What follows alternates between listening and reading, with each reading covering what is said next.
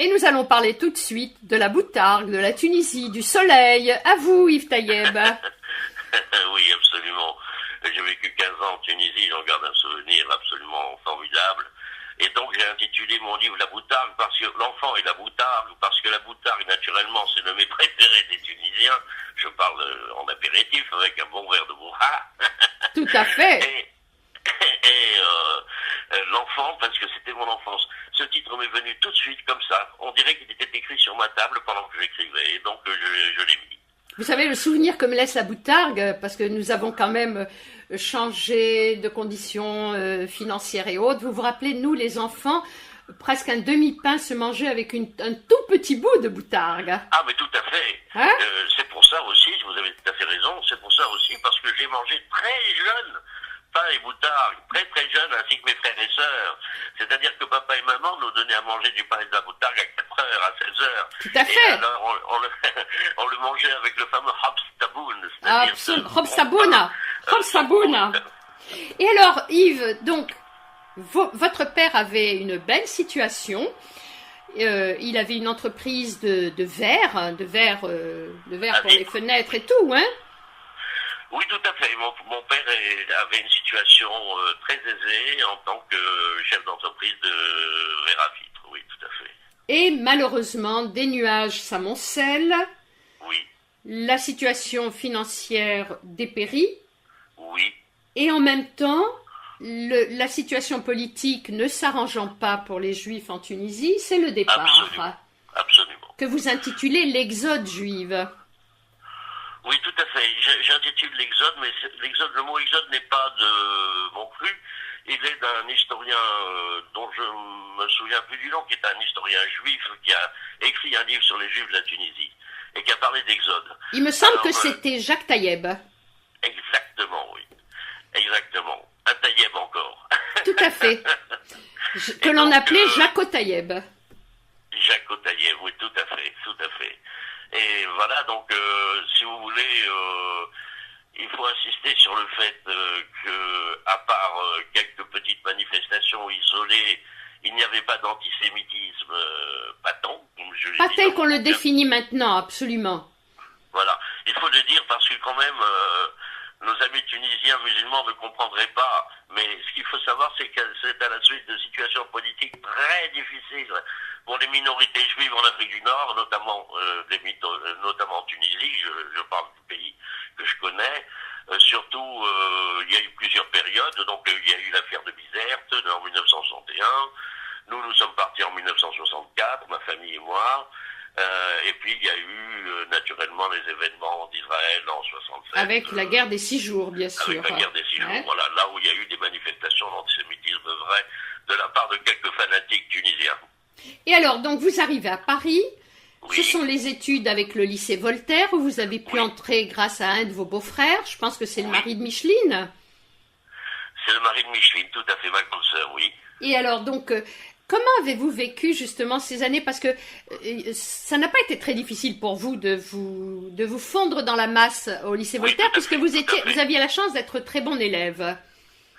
Oui, j'ai eu cette chance-là. J'ai eu cette chance parce que c'est vrai que je n'avais pas eu beaucoup de difficultés à me fondre, comme vous dites si bien. Je suis très sociable de caractère, même à 15 ans j'étais très sociable, et vous savez, on est jeune, on a la vie devant soi, on est heureux, et moi j'allais de l'avant, je donnais ça de ma mère qui avait un caractère magnifique et qui me faisait aussi aller de l'avant. Et alors, il y a des pages qui sont très émouvantes concernant la fratrie. Il y a Victor, qui a été médecin comme vous, d'ailleurs. Je rappelle qu'Yves Tayeb a fait carrière dans la médecine et vous avez des chapitres qui sont magnifiques dans vos stages à Saint-Antoine. Oui. Hein, qui donneraient envie à tous les jeunes de faire médecine. Oui, merci. Hein?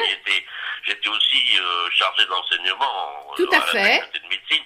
Donc ça, c'est un titre universitaire qui me touche par-dessus tout, quoi, parce que quand on pense au petit Ivo, le juif tunisien qui joue au ballon à la plage, et puis qui grandit, et puis qui devient médecin, puis chargé d'enseignement en médecine, pour moi, c'est bien, quoi. Bien sûr. Et alors, vous parlez de Victor, que vous avez été amené à remplacer à Pierre Fitt dans son cabinet. Oui, j'ai adoré mes frères, madame. J'ai Oui, adoré mes ça frères. se Et sent. c'est en hommage à eux-mêmes et à mon père et ma mère que j'ai fait ce bouquin. Tout à fait. Ça, il faut le dire avant tout, parce que je vous tenais à leur rendre hommage à tous les quatre, eux qui sont hélas décédés maintenant. Mais j'adorais mon frère Victor. J'avais un amour fusionnel pour lui, et je pense que c'était un peu réciproque. Tout à fait. Et alors, vous avez aussi cet amour et ces rapports avec Polo, le Ah débrouillard. oui, Polo, je l'adorais aussi, parce que c'était pas le même type de personnalité que mon frère Victor. Était sérieux, Polo était un peu, j'allais dire, déconneur, excusez-moi de parler comme ça. Beau garçon, dragueur, Voilà, déconneur en dragueur. fait. Mais voilà, et puis il était commerçant dans l'âme, il n'était pas du tout fait pour faire des études très poussées. Et En fait, il aurait, l'esprit de ce que nous avons vécu en Tunisie, il aurait repris l'affaire familiale. C'était le débrouillard qui aurait repris, il hein. voulait reprendre l'affaire familiale et il a été très déçu que mon père refuse. Mais oui. Et alors, il y a Micheline. Micheline qui a fait un doctorat de sciences de l'éducation. Absolument, Micheline, oui, absolument. Micheline qui a une personnalité très forte, qui est magnifique, qui m'a protégé. Même maintenant, elle me considère comme son petit frère. Hein. Que vous êtes d'ailleurs. Que je suis, mais quand même, on a un peu évolué, Bien quand même en sûr. âge. Et alors, il y a Mireille qui a eu la chance de mais faire elle, pharmacie c'est en ma fille, Israël. elle est tunisienne, alors. Oui, elle est israélienne, et ça c'est beau. Elle est en Israël depuis plus de 40 ans. Elle a été, disons, pionnière à partir en Israël, de France, de Paris, oui. Et oui, ma sœur israélienne, je l'adore aussi. On a des relations d'amour très fortes entre frères et sœurs qui nous ont été, conseillées, qui nous ont été instituées par nos parents. Bien sûr. Et Mais alors bon, là, peut-être que- Yves, Pardon, madame. là maintenant, il y a un dossier qui est important pour vous, qui fait partie intrinsèquement de votre vie, c'est la musique. Oui, alors la musique, je la dois à mon père. Mon père m'a transmis la musique comme un peu Dieu dans la chapelle Sixtine a transmis la vie à Adam. Oh, yo, yo. Ça s'est fait. Non, moi, c'est pas que je considère mon père comme Dieu et moi comme Adam. Non, ça s'est fait parce que ses pouces, ses index se tiennent. Et alors, c'est mon père, il m'a transmis la musique comme ça. Il n'a pas dit 3 mots quand il m'a appris la musique. C'est magnifique Il parce prenait son qu'au banjo, il le départ, mettait entre les bras et il me disait, tiens, ici c'est ci, ici c'est sol, ici c'est là. Voilà. Yves, vous avez commencé avec le banjo. J'ai commencé avec le banjo à 11 ans, exactement, oui. Et puis, vous avez eu la chance de rencontrer des musiciens qui vous ont fait passer à la guitare. Oui. Et vous avez fait partie de formations musicales. Et pas des moindres. Pas des moindres.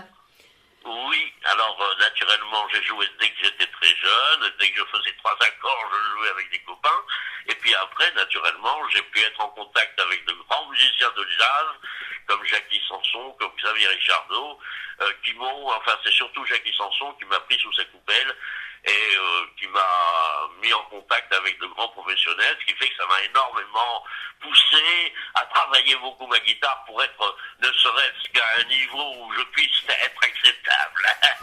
Bravo. Et maintenant, la place à l'amitié, parce que pour vous, c'est également très important. Oui, l'amitié pour moi c'est formidable, fantastique. Et j'ai toujours été ouvert vers l'autre, ce qui m'a permis de faire quand même 38 ans de médecine générale dans les meilleures conditions possibles. Et l'amitié de façon vraiment directe, comme celle que je décris dans mon livre, est un moteur exceptionnel. Oui, je ne sais pas comment décrire ça, mais le sens de l'amitié, si vous voulez, c'est inclus en soi, c'est inné, et soit on l'a, soit on l'a pas, soit on est ouvert vers les autres, soit on l'est pas, voilà. Moi je suis toujours, même maintenant, ouvert vers les autres. Et je suppose que vous continuez à gratter les cordes de votre guitare. Ah, chère madame, ne dites pas gratter, parce que maintenant je joue. Bravo, bravo. Gratter, c'est le petit amateur qui chante et qui Tout à accompagne à la fait, tout guitare. à fait. Mais Non, vous savez que je voulais vous Non, chercher mais un petit peu. Je plaisante. Mais si vous voulez, je voulais vous dire que oui, je continue à jouer avec des grands professionnels. Et là, vraiment, étant donné que je joue de mieux en mieux, je prends pas un plaisir, mais un bonheur fou à jouer avec mes amis professionnels. Bravo. Alors, merci Yves Tayeb. Je tiens à rappeler le titre de votre livre, L'enfant et la boutargue, Souvenirs, qui est paru aux éditions L'Harmattan dans la collection Graveurs de mémoire. C'est un livre qui est donc inscrit, comme je le disais en début d'émission, dans le devoir de mémoire et qui est dédié à la mémoire de tous vos disparus. Votre famille en premier lieu, mais dans la famille, il y a les parents, il y a les frères, et il y a aussi la cousine Daisy. Oui.